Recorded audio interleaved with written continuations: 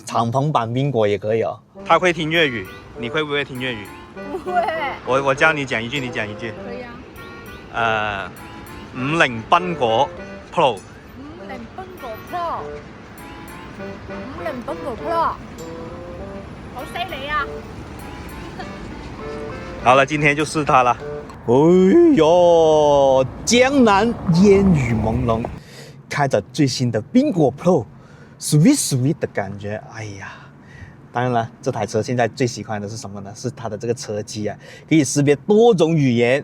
所以呢，這期節目我終於可以講返廣東話啦，因為可以識別到噶嘛。你好，小玲，幫我關閉車窗，打開空調。空調就開啦，可以連續的啊，可以連續嘅。我真係好鬼死羨慕咧啲江南地區啊，呢啲風景好靚好靚好靚。但係咧每一次啊嚟到啲江南地方咧，都係陰陰沉沉嘅天氣嘅，都唔知因乜解，可能即係我都係江南雨神啊！每次過嚟都係咁嘅喎，遇到咁嘅天氣嘅喎。不過咧，就係呢啲陰陰沉沉嘅天氣咧，又可以幻想起蘇東坡嘅嗰首詩啊，叫做咩啊？望江南，春未老，風勢柳斜斜，思想超然台上看。半壕春水一城花，煙雨暗千家。看色後，酒醒卻知嗟。休對故人思故國，且將新火試新茶。詩酒趁年華。哇，係咪好正先？係咪好有？翻到古代嘅 feel 啊！嗱，即係唐詩宋詞咧，就一定係要用我哋廣東話嚟講先至啱 feel 嘅。咁啊，講翻呢架車啦嚇。咁呢架車咧個外形咧造型啊長咗啲啲，寬咗啲啲，咁啊令到個車身姿態咧更加扁扁地咁咧，咁啊更加好睇啦。再加上呢兩隻圓圓嘅車頭燈啦，同埋後面紅寶石嘅尾燈啦，咁紅寶石嘅尾燈係好復古嘅。咁啊，整體嚟講咧都係好啱我呢啲中意細車仔嘅人嘅 feel 噶啦嚇。空間嘅話，咁啊全車有成25寸嘅儲物空間啦，有30升嘅前備箱啦，有380升嘅下沉式嘅後備箱啦。咁啊，如果放到嘅話，有1370升嘅嚇，想點樣擺行李都冇問題啦。咁啊，仲有埋個電尾門添，哇，好方便㗎呢架車。咁啊，大家可以參考原嚟賓果嗰隻410公里嘅嗰個價格啦。咁啊，呢個係403公里嘅。咁啊，403公里上咗液能電池㗎啦，咁啊有3C 嘅快充嘅。咁原嚟嗰隻賓果咧就淨係賣個84800嘅呢個指導價嘅。咁啊呢一架車咧，大家都可以猜一猜咧，我就盲猜下頂配去到頂啊，都係8萬蚊到咁啦啊！唔係嘛，72800預售啫喎，係咪癲㗎？咁快就剝咗我棚牙？但係佢嗰個車機智能咗好多喎，除咗頭先顯示俾大家睇嘅呢一個連續嘅語音啦，多語言嘅識別啦，咁啊好關鍵嘅就係嗰啲咩卡鏈啊，華為嘅 HiCar 啊，關鍵咧仲係有呢個 Apple 嘅 CarPlay， 即係有 CarPlay 就已經無敵啦，好方便啦。咁啊而且咧原生咧都有導航噶啦，咁啊。所以出行咧都非常方便嘅，咁啊智能咗好多啦。如果行車嘅話咧，就仲有呢一個前方嘅防碰撞預警同埋呢個 AEB 嘅，安全好多。另外停車嘅話咧，亦都有呢一個智能嘅輔助泊車啊。咁啊，各位靚女停車唔係好方便嘅話咧，交俾佢，放心咁交俾佢啊。咁啊，另外如果你去到啲好窄嗰啲細巷啊，頭先我哋喺嗰個煙雨橋上相遇啊，兩架車咁的色嘅車，哎呀話過就過啦，係咪先？再講翻啦，揸起身啦，無論係舒適啦、經濟啦、運動啦呢啲咁嘅駕駛模式啦，其實架車嘅嗰個底盤俾到你咧係好緊緻嘅，好紮實嘅。好運動嘅，真係可以話係小姐姐嘅小鋼炮啦。咁啊，但係咧就相對於上一個版本咧，我個人會認為咧，即係我覺得咧，佢係犧牲咗啲啲嘅舒適性嘅。個舒適性好似冇上一個版本咁好，即係冇賓果咁好。即係佢運動得滯啊，我覺得。而且佢嗰個方向盤咧，好調皮喎，真係好靈活，好調皮喎。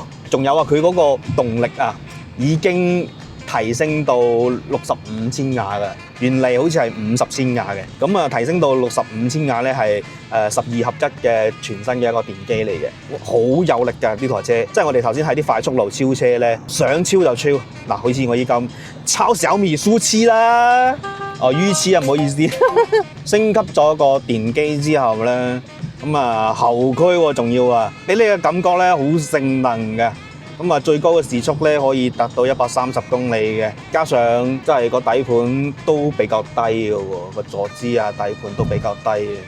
咁喺呢一種狀態下咧，咁你揸呢台車咧都係越開咧就越中意開嘅感覺嘅。比如話頭先我哋喺啲快速路啊超車啦，即係想超就超嘅，好有力㗎架車。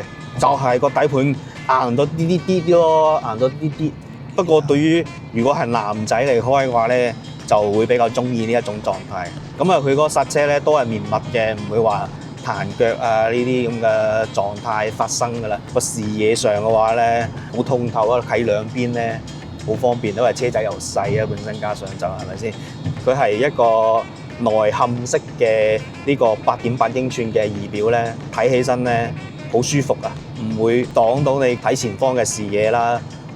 亦都唔會反光啦，咁所以喺呢一方面咧，我係俾賓果好高嘅分數，因為我講過，其實我真正我最中意成架車咧，就係呢個內嵌嘅儀表盤啊。